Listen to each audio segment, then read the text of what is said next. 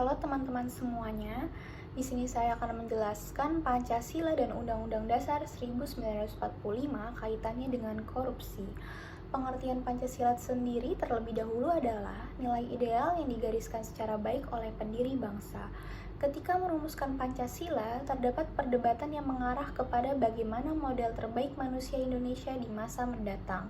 Melalui diskusi intensif dan perdebatan intelektualitas, lahirlah konsep Pancasila yang agung dan memiliki cita-cita luhur.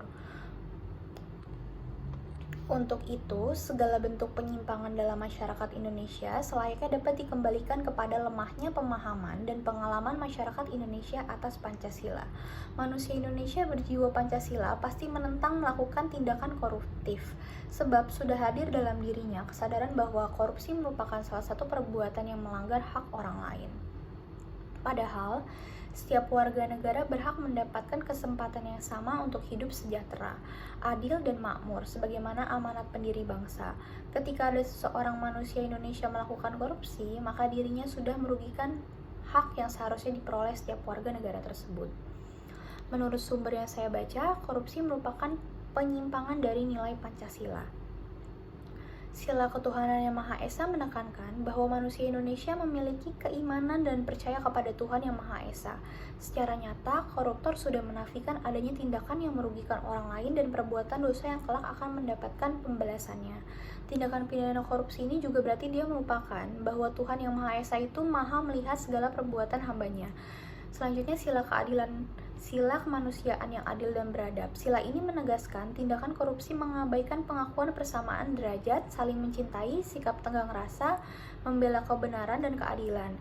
Persatuan Indonesia, seorang koruptor mementingkan nafsu dan urusan pribadinya saja.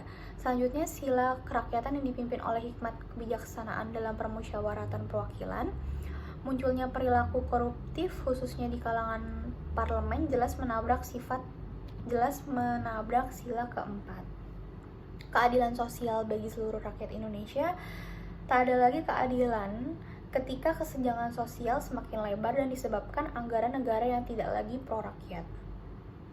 Menurut juga yang saya baca, korupsi merupakan salah satu tindakan melawan hukum.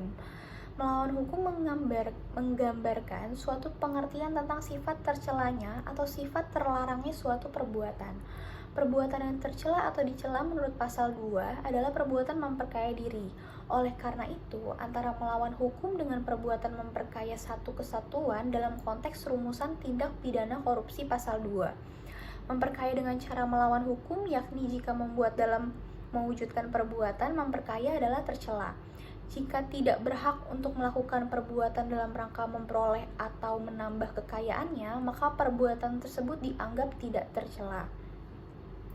Dari pengertian tersebut, menurut Pancasila dan Undang-Undang Dasar 1945, saya simpulkan seorang koruptor tidak memiliki rasa keadilan dan keadaban, sebab hak yang seharusnya dimiliki rakyat diambil secara sepihak untuk kepentingan pribadinya. Kepercayaan masyarakat kepada parlemen luntur padahal amanah mereka dalam sistem demokrasi dititipkan kepada para wakil rakyat.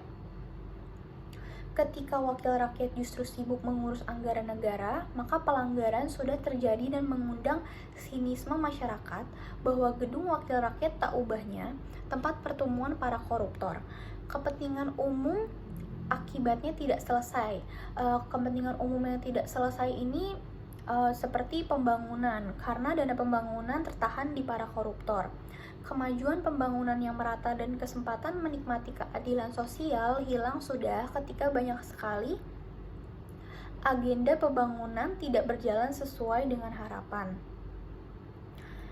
Jadi segitu teman-teman, sekian presentasi dari saya. Kurang lebihnya mohon maaf. Wassalamualaikum warahmatullahi wabarakatuh.